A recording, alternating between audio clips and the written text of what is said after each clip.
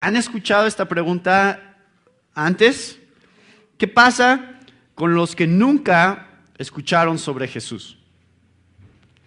Y realmente esa pregunta es buena porque para nosotros de este lado del mundo sabemos que hubieron varias civilizaciones, no solamente durante el tiempo de Jesús, sino anteriores al tiempo de Jesús. Si han visitado las pirámides de Teotihuacán, son de civilizaciones que eran antes de Jesús.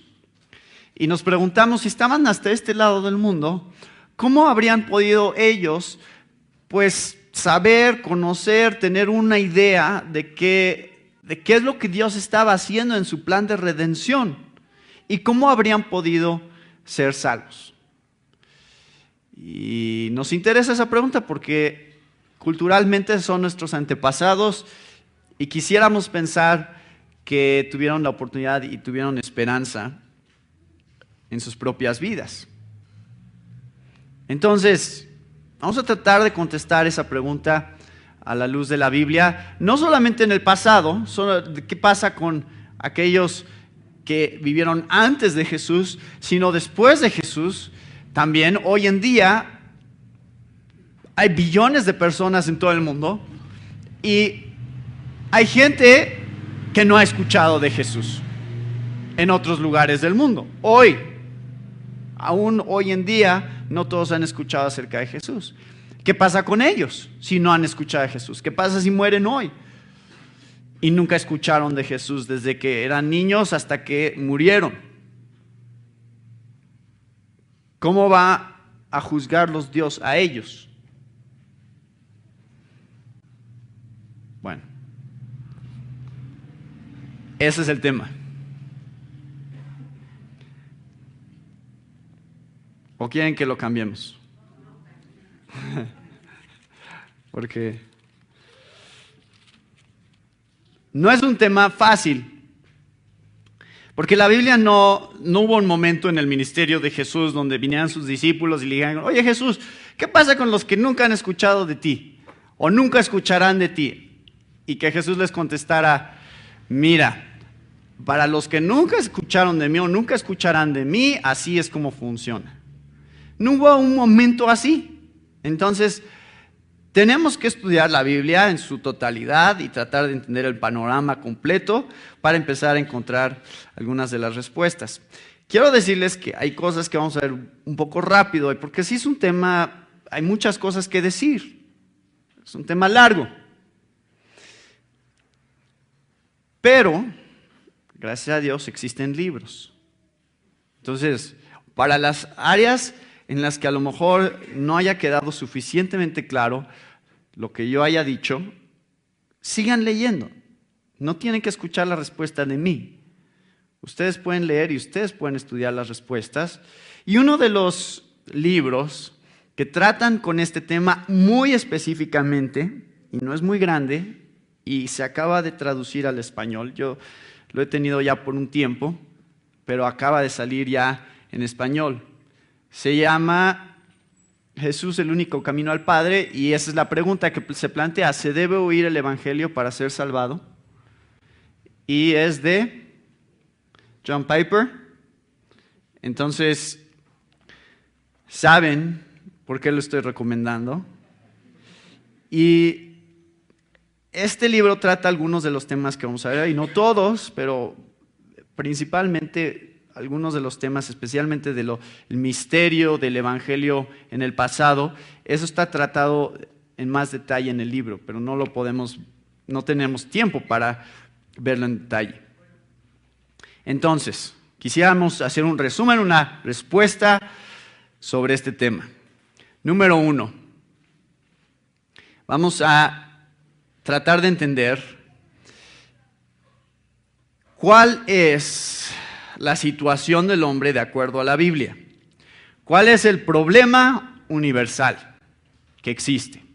¿Sí lo alcanzan a ver? Está un poquito tenue, perdón, porque hubo el problema con el proyector hoy en la mañana y este proyector no es tan potente como el otro, pero el otro no está prendiendo, así que vamos a tratar de lidiar con lo que tenemos, trabajar con lo que tenemos.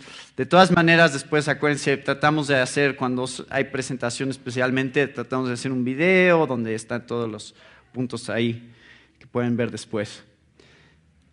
La Biblia nos presenta,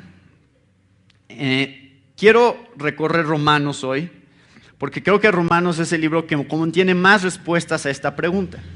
De todos los libros que hay en la Biblia, es el libro que más resume la información que nos puede ir dirigiendo en la dirección correcta para empezar a contestar lo que es la respuesta bíblica a la pregunta de qué pasa con los que nunca han escuchado de Jesús. Y en Romanos 1 empezamos a entender qué es lo que en la mente de Pablo, que nos quiere explicar, está pasando con todo ser humano. Y empezamos primeramente leyendo en el capítulo 5, ahorita regresamos al 1, nada más doy una introducción pequeña del capítulo 5. El capítulo 5 habla de nuestra descendencia y de por qué existe la condenación en todo ser humano. Cuando leemos el versículo 17, dice: pues si por la transgresión de uno solo reinó la muerte, mucho más reinarán en vida por uno solo, Jesucristo, los que reciben la abundancia de la gracia y del don de la justicia. Así que, como por la transgresión de uno vino la condenación a todos los hombres, de la misma manera por la justicia de uno vino a todos los hombres la justificación de vida. Porque así como por la desobediencia de un hombre los muchos fueron constituidos pecadores, así también por la obediencia de uno los muchos serán constituidos justos. ¿Quién es el hombre, un hombre del que está hablando Pablo? Vienen unos versículos antes, pero ustedes ya saben probablemente. ¿Quién es este hombre a través del cual todos hemos sido condenados? ¿Quién? Adán. Un hombre. A través de un hombre vino la condenación para todos. Él desobedeció y a partir de Adán, todas las generaciones que han habido están bajo condenación y bajo el juicio del pecado. ¿Sí? Entonces, ¿qué hace falta para estar condenado de acuerdo a este pasaje? Ser descendiente de Adán. Ahora, si ustedes me pueden decir de algún país o alguna tribu o algún lugar en todo el mundo que no haya descendientes de Adán, entonces les podría decir, a lo mejor ellos no necesitan escuchar de Jesús para ser salvos. Si no son descendientes de Adán, porque de acuerdo a este pasaje, los descendientes de Adán son los que están bajo condenación. ¿Y cuál es la solución? Vamos a llegar a esto en un momento, pero no vamos a regresar a este pasaje, entonces quiero que lo vean de una vez. ¿Cuál es la solución universal, de acuerdo a este pasaje, para el problema universal que hay? Un hombre, ¿quién? Adán. Y un hombre, Jesucristo.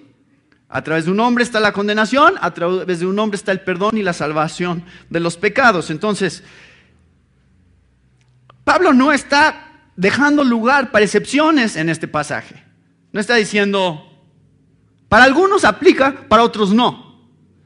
Está diciendo, esto es un concepto general, podemos juntar a todas las personas que han existido desde Abraham, desde Adán hasta el día de hoy y caen dentro de esta categoría de la que está hablando Pablo.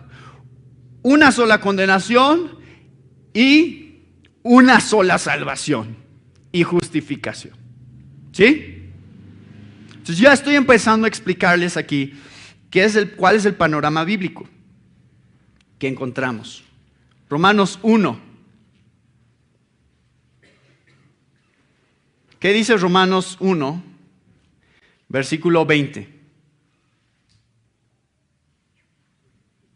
Dice, porque las cosas invisibles de Él, su eterno poder y deidad, se hacen claramente visibles desde la creación del mundo, siendo entendidas por medio de las cosas hechas, de modo que no tienen excusa. Entonces, el primer concepto del problema universal que encontramos en la Biblia es que todos conocen a Dios. ¿De acuerdo? Romanos 1:20, todos conocen a Dios, todos tienen un conocimiento de Dios que los responsabiliza delante de Dios, que los hace tener que rendir cuentas a Dios. Ustedes han visto las cosas que Dios ha creado, han visto su eterno poder, su deidad, por lo cual no puedes decir, yo no sabía. A mí nadie me dijo. Aquí la Biblia nos está presentando con el hecho de que cuando tú sales de aquí, no hay ni una sola persona que tú veas allá afuera que no conozca ya a Dios. No vas a encontrar. Entonces, para tratar de entender con qué nos estamos enfrentando, cuál es este problema, nos regresamos unos versículos. Porque podríamos decir, bueno, entonces alguien ve la revelación de Dios, entiende la revelación de Dios y busca a Dios. Podría ser, pero la cosa es que la Biblia no nos dice que eso es lo que hacen. De hecho, el versículo 18 nos presenta otra realidad. Versículo 18 dice, porque la ira de Dios se revela desde el cielo contra toda impiedad e injusticia de los hombres que detienen con injusticia la verdad. Porque lo que de Dios se conoce les es manifiesto, pues Dios se lo manifestó. Así que, ¿cuál es la otra realidad del problema universal que vemos en el ser humano? Que todos han rechazado a Dios. O sea, sí tienen esta revelación, sí ven que está Dios ahí, pero reprimen la verdad en sus mentes y en sus corazones. Por eso es que la ira de Dios se revela desde el cielo contra toda impiedad e injusticia. Porque ellos detienen con injusticia esta verdad. ¿Sí? O sea, estos pasajes nos están hablando algo acerca de la naturaleza del ser humano. La naturaleza del ser humano es así. Estamos viendo que ahí está Dios, todo nos está apuntando hacia Él, pero nuestros corazones, su tendencia es a ignorarlo, a suprimirlo, a decir, no importa, yo tengo mi vida, yo tengo mis problemas, yo tengo mis intereses, me voy a ocupar de esos. Gracias. Entonces, el problema universal que tenemos es que suprimimos la verdad que conocemos de Dios. Nos rebelamos en contra de Dios. Entonces,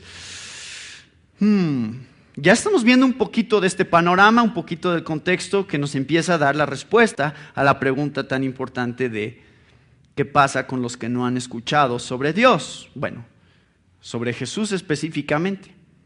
A lo mejor no han escuchado sobre Jesús, pero sí conocen a Dios y han rechazado a Dios. Número 3 de todos estos puntos que nos está mostrando Romanos es que todos somos condenados por Dios. ¿Y por qué somos condenados por Dios? Porque en Romanos 3, versículo 10, dice, como está escrito, no hay justo ni aún uno, no hay quien entienda, no hay quien busque a Dios, todos se desviaron, a unas se hicieron inútiles, no hay quien haga lo bueno, no hay ni siquiera uno. Sepulcro abierto es su garganta, con su lengua engañan, veneno de áspides hay debajo de sus labios. Su boca está llena de maldición y de amargura, sus pies se apresuran para derramar sangre. Quebranto y desventura hay en sus caminos, y no conocieron camino de paz. No hay temor de Dios delante de sus ojos. ¿Les queda claro? ¿Qué es lo que está tratando de decir Pablo? A ver, si ustedes les plantean esta pregunta y les dicen, oye, pero ¿qué del hombre de la tribu en África inocente que nunca escuchó de Dios y muere?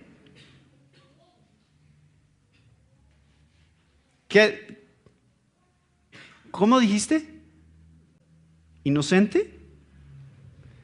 ¿Qué del hombre? ¿Dónde? ¿Quién es inocente? Si alguien muere y es inocente, yo les aseguro que se va a ir al cielo. No hay bronca con esos.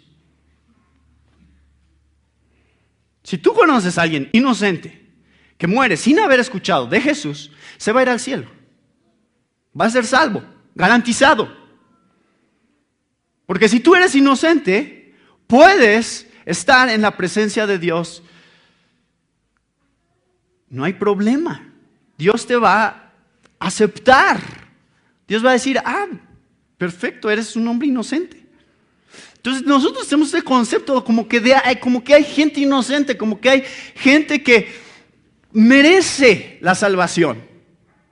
Como que es buena gente y ¿por qué Dios los condenaría a ellos?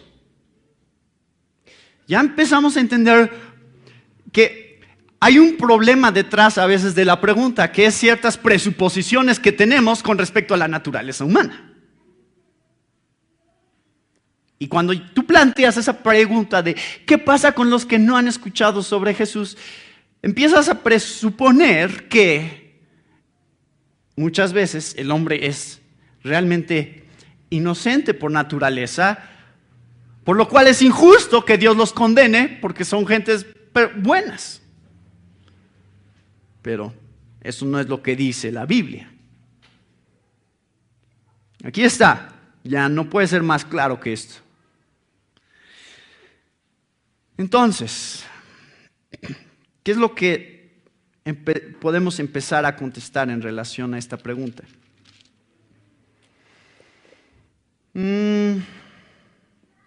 Dios juzga el pecado. Vean Romanos 2, no lo puse aquí y no lo pueden ver de todas maneras, así que no importa. Romanos 2 dice, por lo cual eres inexcusable, oh hombre, quien quiera que seas tú que juzgas. Pues en lo que juzgas a otro, te condenas a ti mismo, porque tú que juzgas haces lo mismo.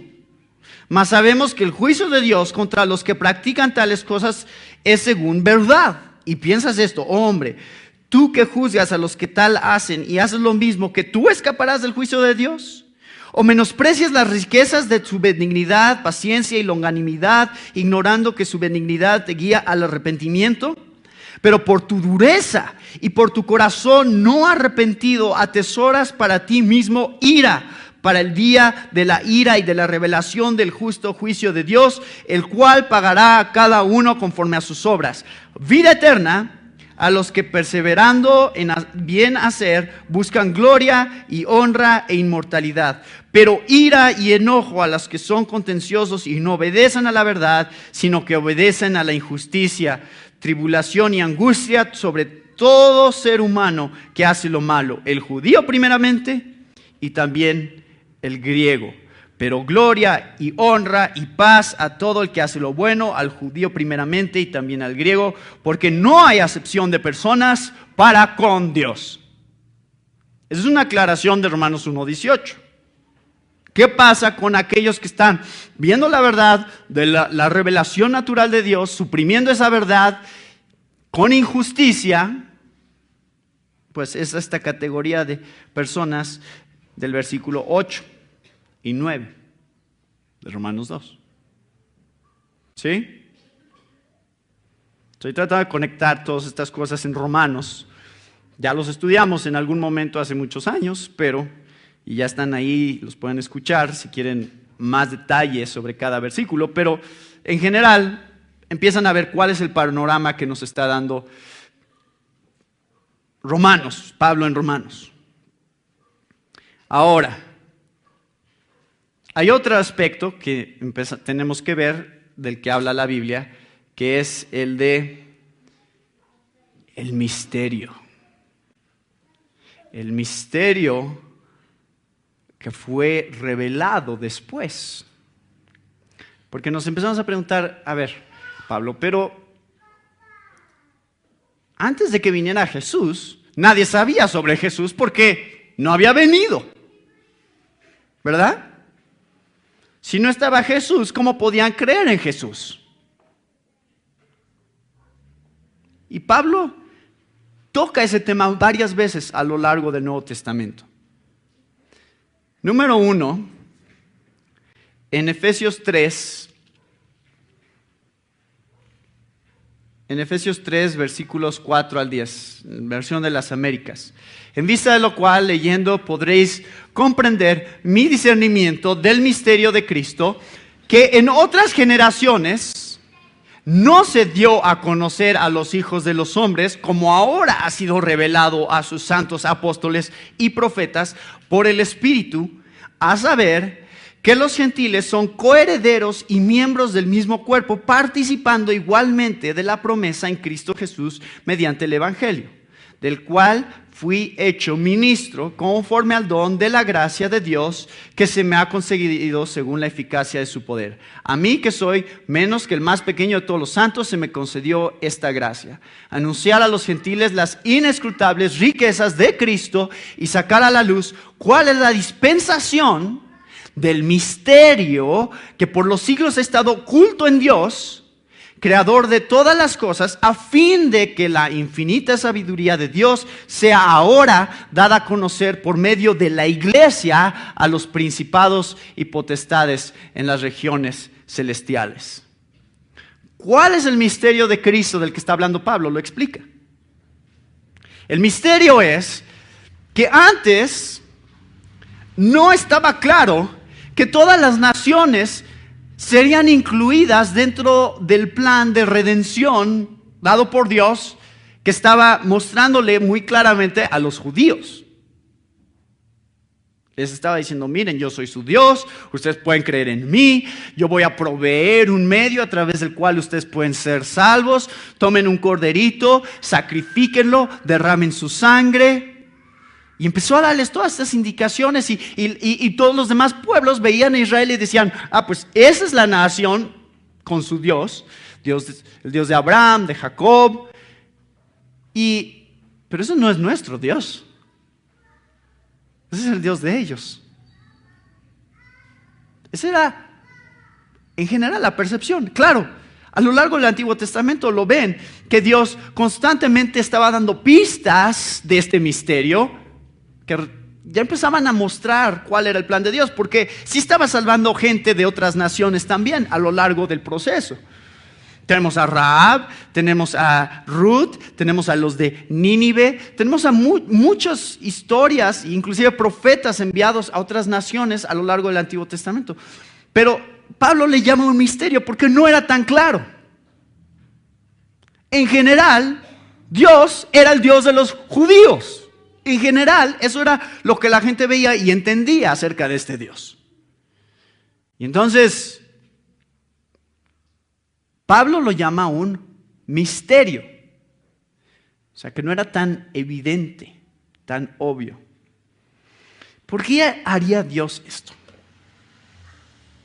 ¿Por qué mantendría un periodo de tiempo misterioso, porque así lo llama Pablo, misterioso, en el que las cosas no estaban tan claras, y en el cual el plan de salvación y de redención de toda la humanidad no estaba claro?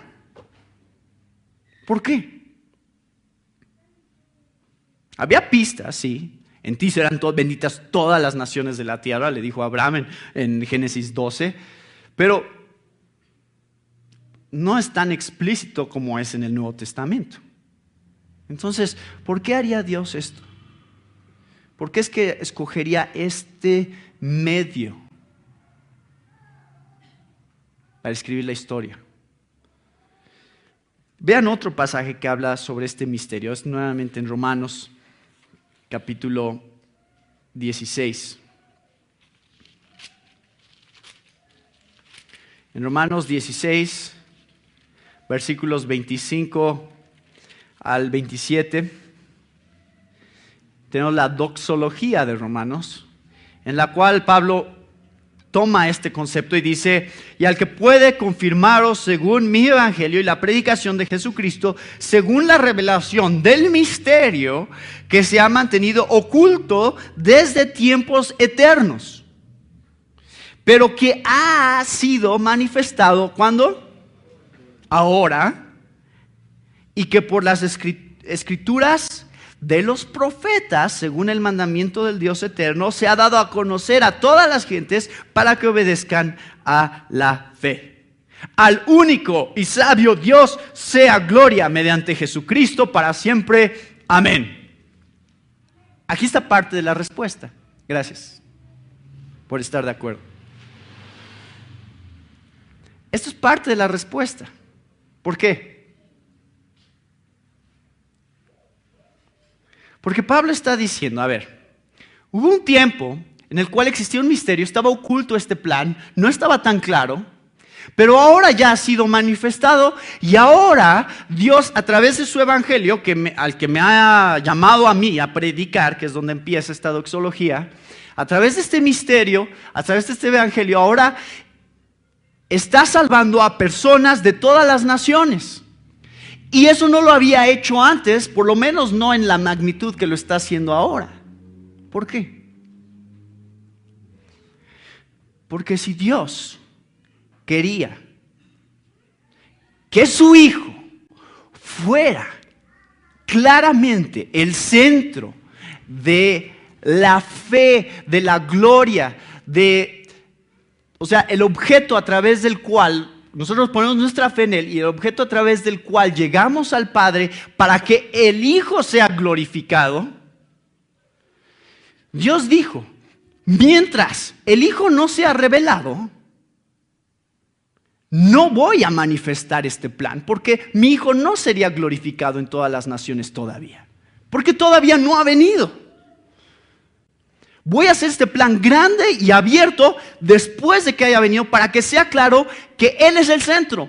En el Antiguo Testamento no se habría entendido de esa manera a las demás naciones el plan de Dios.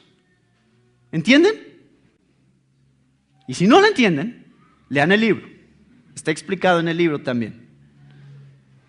Dios dice: yo quiero que mi Hijo sea el centro. Mientras no venga mi Hijo, no voy a hacer mi plan tan explícito todavía. ¿A cuándo esté mi Hijo? Ya cuando haya venido, entonces sí, voy a dejar que todos entiendan cómo es que Él es el medio a través del cual quiero que lleguen a mí. ¿Sí? Hay más, no se preocupen. Dice Hechos 17. Pablo está dando un discurso a los griegos, es el discurso del Areópago, y él explica en los versículos 30 y 31 que Dios, habiendo pasado por alto los tiempos ¿de qué? De ignorancia, Dios declara ahora a todos los hombres en todas partes que se arrepientan, porque Él ha establecido un día en el cual juzgará al mundo en justicia por medio de un hombre a quien ha designado, habiendo presentado pruebas a todos los hombres al resucitarle de entre los muertos. A ver, ¿cuál es este tiempo de ignorancia? Vayan a Hechos 14. ¿A qué se refiere Pablo cuando habla de los tiempos de ignorancia? Nuevamente, ya lo empezamos a ver, es este tiempo, esta época en la cual las naciones no entendían exactamente cuál era el medio a través del cual Dios iba a salvar a todos. No lo veían. ¿Qué estaba haciendo Dios? Versículo 16 de Hechos 14.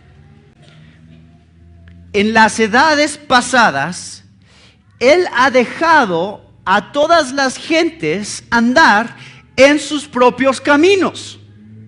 Esos son los tiempos de ignorancia. Dios diciendo, ¿saben qué? Hagan lo que quieran por ahorita.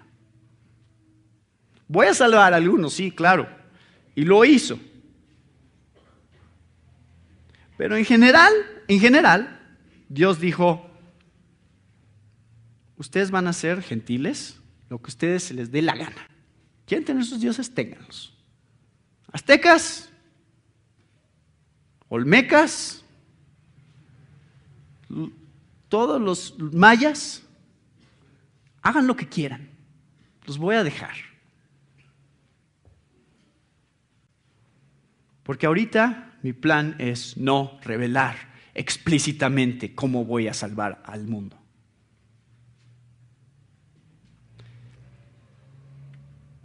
Y así fue. Ahora no nos sorprenda tanto este punto. Dice, ay Dios, ¿por qué estás haciendo eso? ¿Cómo no? O sea, ¿no estás llamando, no querías a los olmecas y a los mayas? ¿No tenías un interés por ellos, por salvarlos a ellos? Todo esto también lo entendemos a la luz de lo que estudiamos en Romanos 9 al 11, ¿se acuerdan? Porque no nos debe sorprender porque Dios está haciendo algo muy parecido ahorita. Y Romanos 11 lo explica. ¿Qué es lo que está haciendo Dios ahorita? ¿A quiénes Dios les está diciendo ahorita? Ustedes todavía no. ¿A quiénes? A los judíos.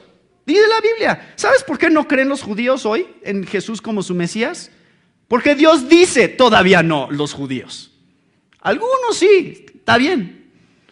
Algunos se salvarán y síganles predicando a los judíos. Pero ¿saben qué? Como nación todavía no van a creer. Dios ya sabe, ahorita está haciendo algo en las naciones, en los gentiles, llamándolos, creando su iglesia de todas las naciones, de todas las tribus, y diciendo judíos en un futuro. Regresamos antes, vemos todas estas civilizaciones que habían aquí, con sus dioses y con algunos conceptos vagos de quién era este Dios. Porque descendían todos de Noé, todos habían en algún momento tenido la influencia y el conocimiento del verdadero Dios. Pero así es aquí también. Pasan las generaciones y los papás dicen, pues sabes qué, yo ya no creo, yo ya no le voy a enseñar a mis hijos, esto de la Biblia es una mentira, yo creo que hay mejores respuestas a la vida. Y entonces ya no les enseñan a sus hijos los principios bíblicos, empiezan a enseñarles cualquier cantidad de cosas. Y yo lo estoy viendo en una generación, mi generación. Padres, inclusive, no nada más los papás, sino simplemente los hijos, no porque los papás les hayan enseñado mal, pero de repente los hijos dicen, ¿sabes qué? Ya me cansé del cristianismo, ya no quiero saber nada, yo voy a vivir mi vida como yo quiero vivirla. Y algunos de los críticos más fuertes ahora del cristianismo que yo conozco son hijos de padres cristianos y de misioneros. Y yo me pregunto, ¿qué le van a enseñar ellos a sus hijos? Pues no les van a enseñar la Biblia, al menos que Dios escoja mostrarles la realidad en algún momento y salvarlos, pero empiezas a ver que generaciones empiezan a apartar, y de repente ya los hijos ya no tienen ningún concepto de qué es lo que dice de Dios, de qué es lo que Dios quiere para sus vidas. Y naciones que tradicionalmente eran las naciones más cristianas, hoy en día son algunas de las naciones con más problemas de pecado y de alejamiento de Dios y de secularidad y de idolatría, como Estados Unidos. Entonces, no nos sorprenda, o sea, estamos viendo lo mismo siempre en toda la historia. Se van alejando y de repente ya son civilizaciones completamente paganas. México es un país de idolatría, ¿o no? Y tienen el Evangelio y lo han escuchado, y aún así podríamos generalizar en términos generales que hay muchísima idolatría en México y que México es un país idólatra, así como los aztecas eran idólatras. Las cosas no han cambiado tanto, pero Dios está haciendo una obra y Dios sabe con quién y dónde y cuándo va haciendo esa obra. Dice, a ver, México, te toca. Voy a empezar a hacer que la iglesia cristiana empiece a crecer como nunca antes había crecido en México. ¿Y saben qué? Estados Unidos, Inglaterra y algunos de los países europeos que tradicionalmente eran los cristianos, voy a dejar que anden en sus propios caminos.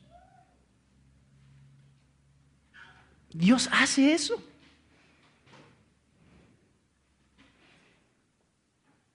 Y ustedes pueden buscar, hay todos estos rasgos que los regresan siempre a sus raíces. Hay algunos siempre dentro de todas las civilizaciones y dentro de todos los países que de alguna manera Dios hace algo increíble y milagroso para llamarlos así. Vamos a ver un ejemplo de eso en un momento. Pero ustedes pueden busquen en internet, pongan poemas de Nezahualcóyotl,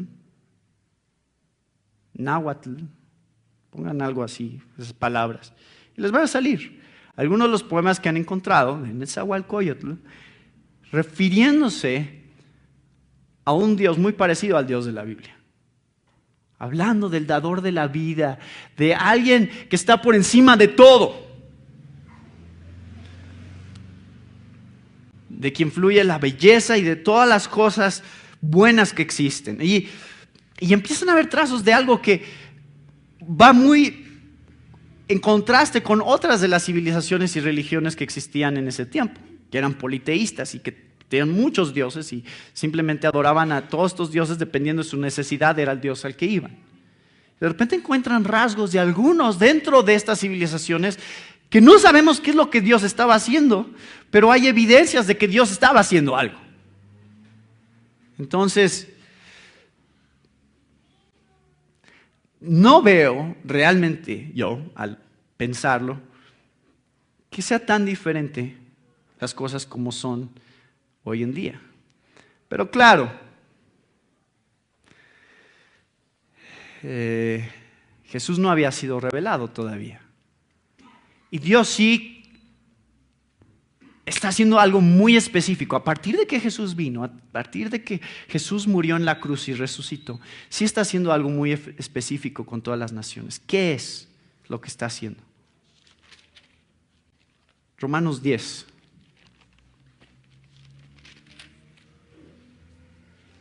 Versículos 13 al 15. Dice: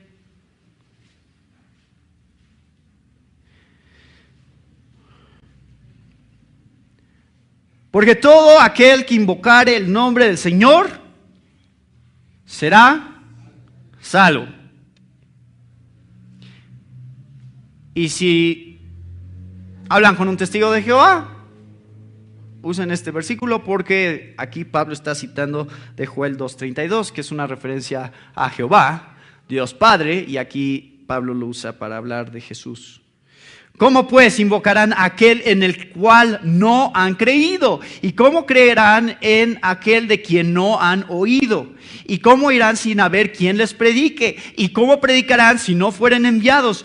Como está escrito: cuán hermosos son los pies de los que anuncian la paz, de los que anuncian buenas nuevas. Mas no todos obedecieron el evangelio. Pues Isaías dice: Señor, ¿quién ha creído a nuestro anuncio? Así que la fe es por el oír y el oír por la palabra de Dios. ¿Cómo será salvo alguien hoy? O en algún momento desde que Jesús fue revelado. De acuerdo a este pasaje. ¿Cómo? ¿En su imaginación? Si se imaginan a alguien allá arriba que dice: ahí ha de estar alguien y pues yo le voy a poner como yo quiera. Y voy a creer en él. Entonces a mí me gusta el nombre Buda. Sale. Buda será. Y Dios dice, bueno, Buda, pero yo lo aplico a Jesús. Yo como si fuera Jesús. ¿Funciona así? Y dice, no, no funciona así. La Biblia dice, no, tienen que escuchar lo que Jesús hizo en la cruz. Ese es el mensaje que tienen que escucharlo. Sigan leyendo más adelante en el capítulo 10. Tienen que saber lo que Jesús hizo por ellos. Cómo es que Él dio su vida, derramó su sangre para perdonar sus pecados. Y que solo cuando tú pones tu fe en Él, te arrepientes de tus pecados y dices, Señor, que Él pague por mi culpabilidad, solo así puedes ser salvo. No, Dios no dice, bueno, es que los aztecas adoraban el sol. Y pues como ese era su Dios, yo voy a hacer de cuenta como que Jesús era el sol y voy a aplicarlo como si estuvieran adorando a Jesús. Dios no hace eso. Porque si tú adoras el sol, ¿sabes cómo se llama eso en la Biblia?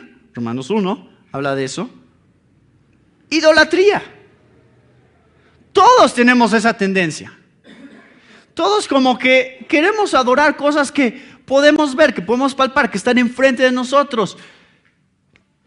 Y nosotros mismos somos un Dios para nosotros.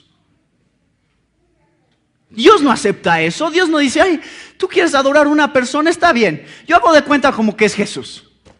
No, Dios odia cuando adoramos lo creado en lugar de adorar al Creador. Dios odia eso. Eso es pecado, eso es abominación delante de Él. No puedes hacer eso.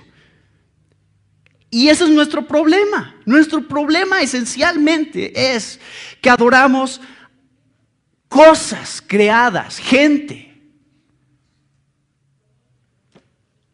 Acabo de venir de estar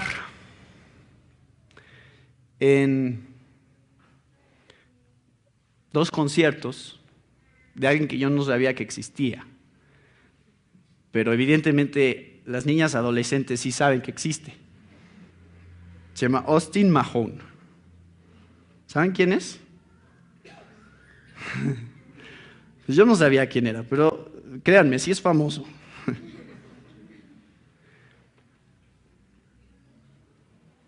Llegamos al aeropuerto y estaban todas las niñas ahí en el aeropuerto esperando a que saliera. Y nosotros llegamos como a las 11 de la mañana. Pues yo fui como, les voy a explicar qué hacía ahí primero. Si no van a... A mí me contrataron como el traductor del productor del evento. O sea, el que producía todo el show. Pues se tenía que comunicar con todos los encargados de todas las áreas. Y pues muchos no hablaban inglés y el productor no habla español. Entonces, básicamente eso es lo que fui a hacer. Entonces llegamos al aeropuerto, fue uno aquí en el World Trade Center y después en Mérida, y cuando llegamos al aeropuerto estaban todas las niñas ahí esperando verlo, esperando cuándo se iba a salir del avión para estar ahí, porque solo es un aeropuerto muy chiquito, entonces nada más hay una salida y estaban seguras que pues tenía que pasar por ahí. Y nosotros llegamos con las 11 de la mañana y entonces inmediatamente cuando salimos empezamos a decir, ya viene. Y después nos dijeron, hablando con ellas, estaban diciendo, es que hemos estado aquí desde las 9 de la noche. O sea, habían estado toda la noche esperando para que no fueran a perder el vuelo de él. Y después llevaban en el equipo, así todo el equipo que traían, y llevaban un banquito que se usa en el concierto. Y entonces, y las niñas cuando vieron el banquito dijeron, ¿ese es el banquito que usa? Y dijeron, sí, es el banquito. ¿Podemos tocarlo? ¿Podemos sentarnos en él? Y entonces todas las niñas estaban sacándose fotos en el banquito y tocando el banquito que se usa en el concierto porque es algo que sabían que en algún momento él ha tocado. Y después del concierto, cuando regresamos al hotel, ya como a las 2 de la mañana, ahí estaban todas las niñas en el hotel. Y supuestamente era secreto de qué hotel estaba. Pero ahí estaban todas las niñas en el hotel, en el lobby, nada más esperando a que llegara a las 2 de la mañana. Y cuando salimos al siguiente día, a las 11 de la mañana, todavía estaban ahí. Esperando el momento en que iba a salir la camioneta donde él iba. Entonces, créanme que cuando les digo que nuestro problema es la idolatría, o sea, yo cuando veía eso decía, es que esa es la naturaleza humana. Queremos algo que adorar. Queremos algo que podamos decir, eso es mi vida. Para eso estoy viviendo. Eso es lo máximo. Y entre más guapo esté, mejor.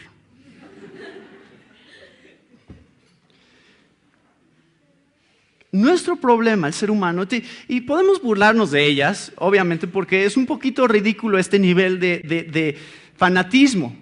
Pero la realidad es que así es nuestro corazón. Todos queremos adorar algo. Y todos tenemos cosas en nuestras propias vidas que se vuelven nuestro Dios y se vuelven el centro de nuestra existencia. Y la Biblia dice, eso es idolatría. Y si tú vas por ese camino, no puedes ser salvo. Jesús es el único camino. Jesús es el único medio al Padre. Y eso es a lo que nos lleva el siguiente punto, la solución universal. Hay una sola solución. Estaba leyendo una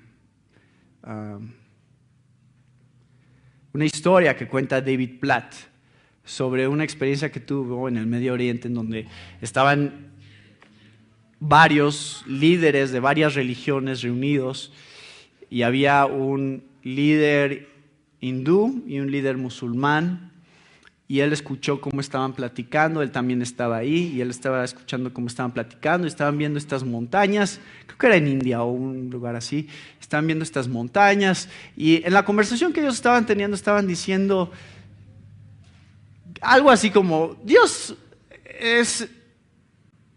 imagínate que Dios está ahí arriba de la montaña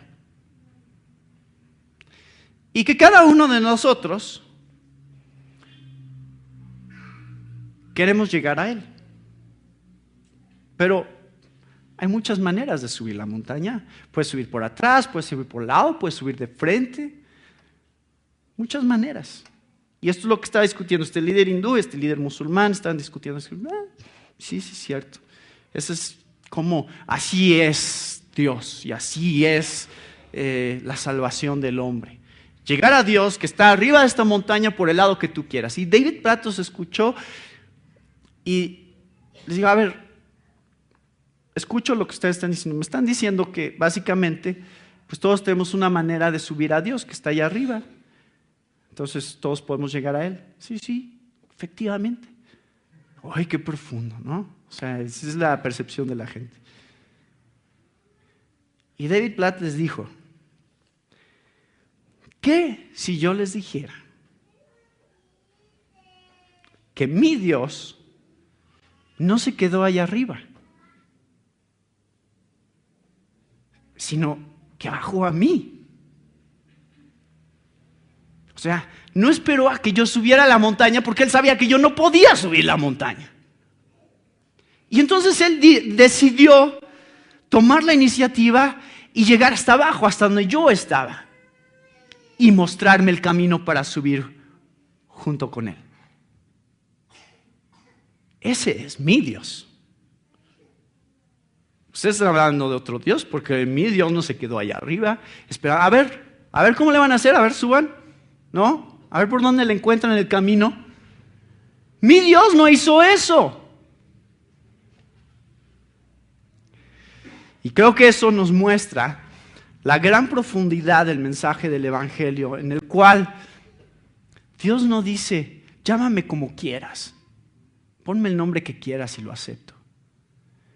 Busca tú tu mejor manera de llegar a mí y así es como voy a hacer que funcione. Dios no hace eso.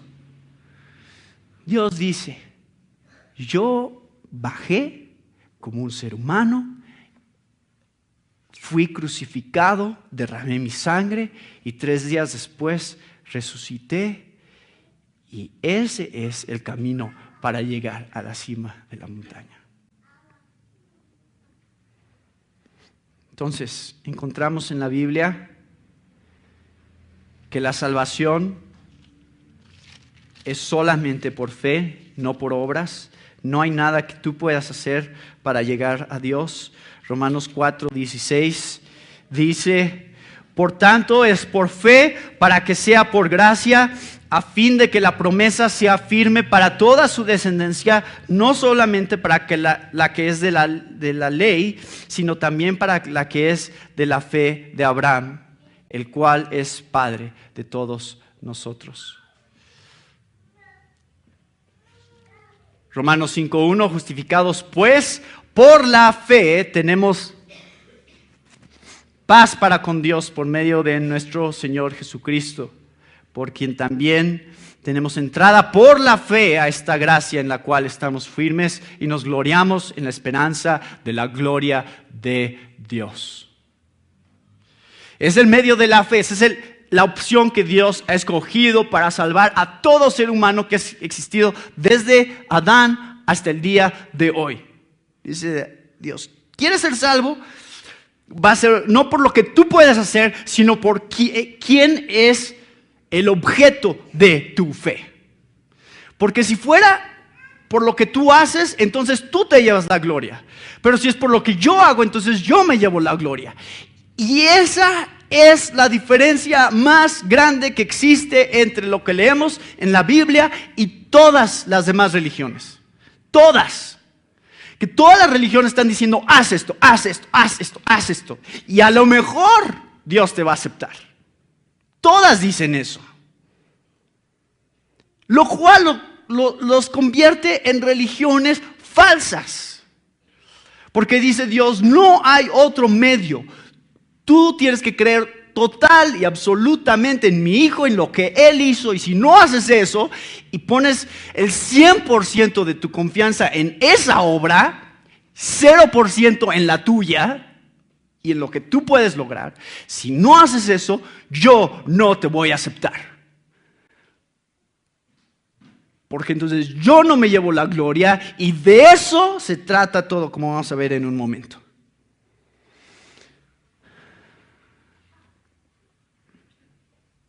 La salvación es por fe, la salvación es a través de Jesús y rápidamente voy a leer algunos de los pasajes que hablan sobre eso, porque ya que la muerte entró por un hombre, también por un hombre vino la resurrección de los muertos, porque así como en Adán todos mueren, también en Cristo todos serán vivificados, pero cada uno en su debido orden. Cristo las primicias, luego los que son de Cristo en su venida. 1 Corintios 15, 21 al 23. Porque hay un solo Dios y también un solo mediador entre Dios y los hombres, Cristo Jesús, hombre, quien se dio a sí mismo en rescate por todos, testimonio dado a su debido tiempo. 1 Timoteo 2, 5 al 6. Y en Apocalipsis 5, versículos 9 al 10, leemos que todos cantaban un cántico nuevo diciendo, digno eres de tomar el libro y de abrir sus sellos, porque tú fuiste inmolado y con tu sangre compraste para Dios a gente de toda tribu, lengua, pueblo y nación, y los has hecho un reino y sacerdotes para nuestro Dios y reinarán sobre la tierra. Algunas personas piensan que el cristianismo es una cosa cultural. No es una cosa cultural. Nadie inventó el cristianismo. Y para que eso quede claro, los judíos no creen en Jesús, por si piensan que ese es el origen. Los judíos no creen en Jesús como el Mesías. Entonces, ¿de dónde vino el cristianismo? No vino de ninguna parte, porque Dios ha escogido de toda nación y tribu y lengua para llevar a cabo la obra de esparcir este mensaje. Entonces Dios no dice, a ver, los budistas, los orientales aquí, ustedes le ponen este nombre y esa es la manera de que los salvo ustedes. Y ustedes por acá le ponen este nombre y le dicen a su Dios Guadalupe y esa es tu manera de ustedes para que yo los salve a ustedes. Y Dios no hace eso, dice no. Es el cordero que fue inmolado que salva. Esa es la manera en que Él salva a Todas las personas de todas las tribus, de todas las lenguas, de todas las naciones. Ese es el medio. Para todos, universal. Y en ningún otro hay salvación, porque no hay otro. ¿Otro qué? Nombre. Ese nombre no cambia. No es, tú ponle lo que tú quieras. No hay otro nombre bajo el cielo dado a los hombres en el cual podamos ser salvos. Hechos 4:12. ¿El nombre de quién? De Jesús. O sea, dilo en el idioma que quieras, pero el nombre sigue siendo igual. Y la persona sigue siendo la misma. Y la obra que él hizo es una. En la cruz, crucificado, derramando su sangre y resucitando.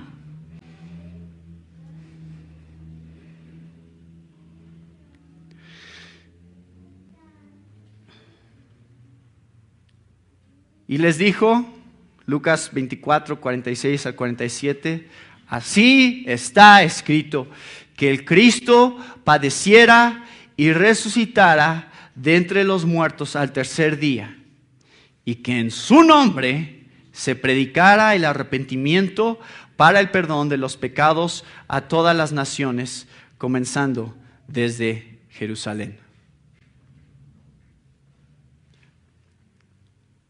Y nos brincamos una historia, porque muchas cosas que decir les digo, y eso viene en el libro, pero nos brincamos la historia de Hechos 11, que es la historia de Cornelio.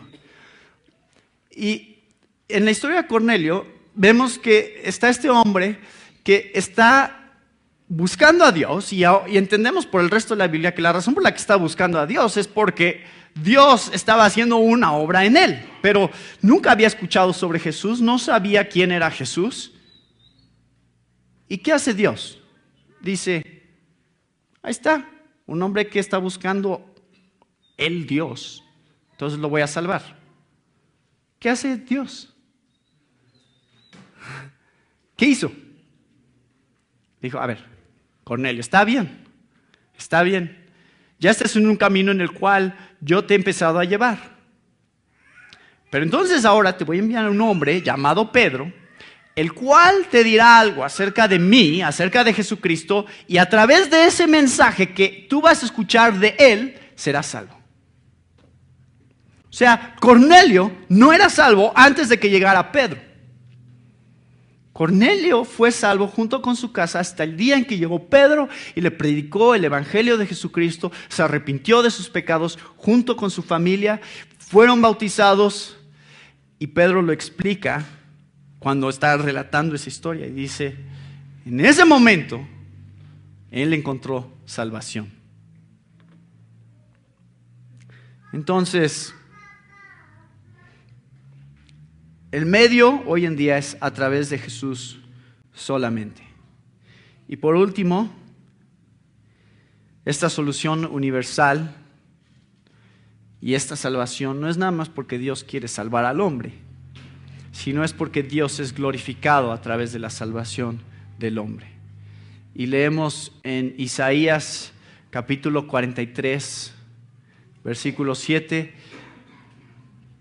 que Dios todo lo que hace, lo hace para su gloria. Nos escoge para su gloria, nos salva para su gloria. Capítulo 48, versículos 9 al 11 de Isaías.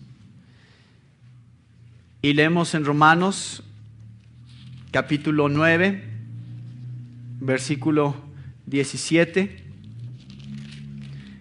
que aún los que se pierden y aún los que son juzgados por Dios y condenados por Dios por su pecado,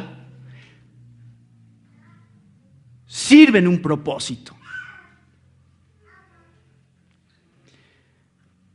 Porque la Escritura dice a Faraón, para esto mismo te he levantado, para mostrar en ti mi poder y para que mi nombre sea anunciado por toda la tierra. ¿De quién está diciendo esto?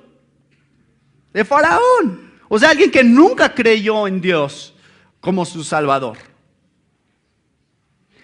Versículo 23, ¿por qué preparó Dios vasos de ira? Para hacer notorias las riquezas de su gloria.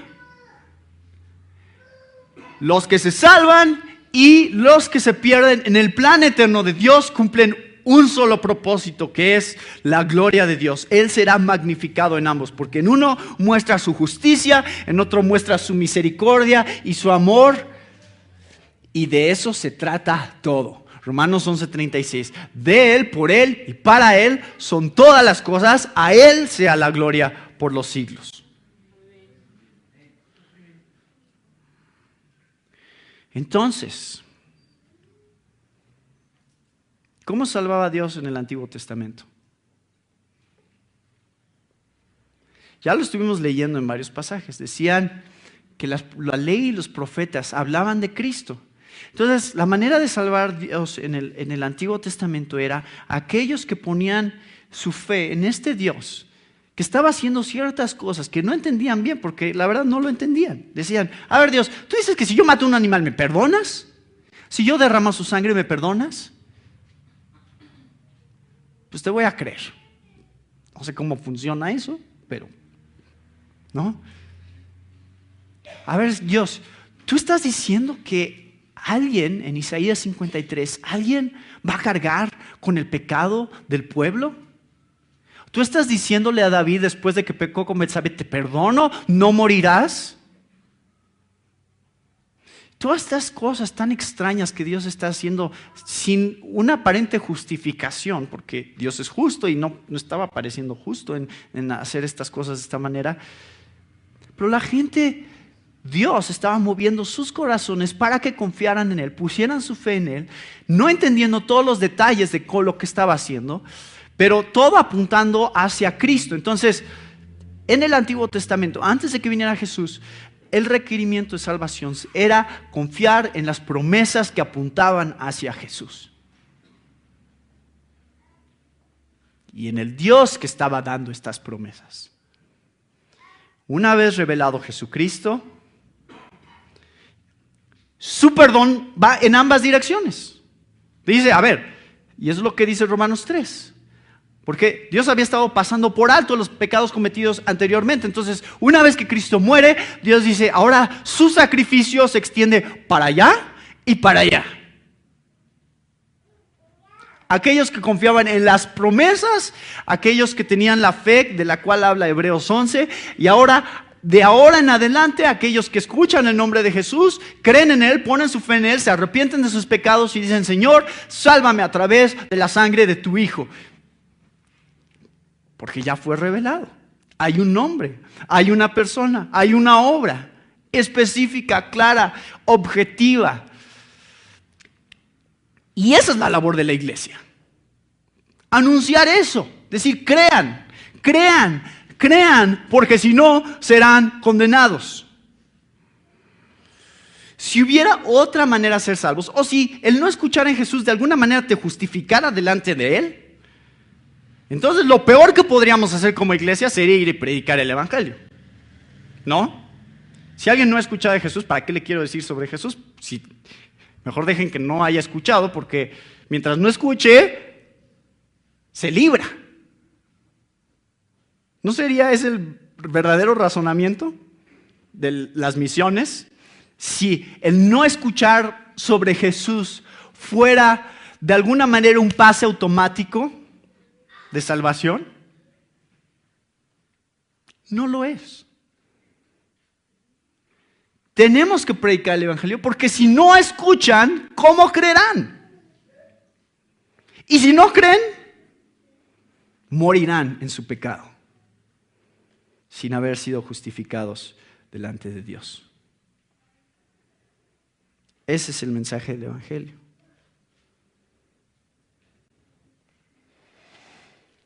No sé qué pasa con los que no han escuchado sobre Jesús, porque no conozco sus corazones. Pero sé qué es lo que pasa con los que sí han escuchado de Jesús y creen en Él. Y ese es mi enfoque. Y por eso te lo comparto. Por eso te digo sobre Él. Por eso te digo ese nombre. Porque sé que si tú crees en Él, sí serás salvo. Y podemos juntos como iglesia tratar Esta es la perfecta oportunidad. Si alguien te pregunta, ¿qué pasa con los que nunca escucharon sobre Jesús? ¿Qué les vas a decir?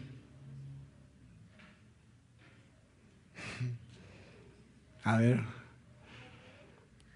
Romanos 1. Romanos 3, Romanos 5, Romanos 16. Te voy a decir lo que sí sé sobre él.